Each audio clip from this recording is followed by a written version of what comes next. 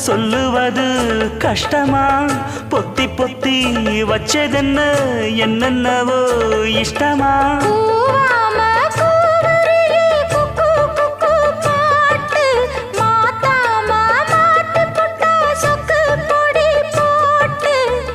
யாரிடத்தில் உன் மனசு போச்சு